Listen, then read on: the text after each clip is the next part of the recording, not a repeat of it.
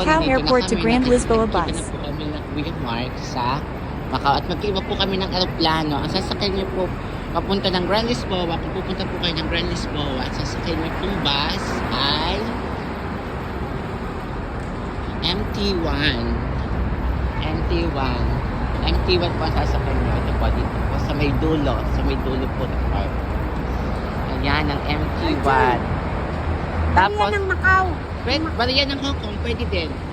Pwede rin nyo pong gamitin ang coins ng Hong Kong dito sa Macau. So, ang pamasahe po dito ay 6 Hong Kong dollar or 6 MOP. Ayan po, ang sasakyan nyo. Pupunta ng Grand Lisboa. Malapit po ito sa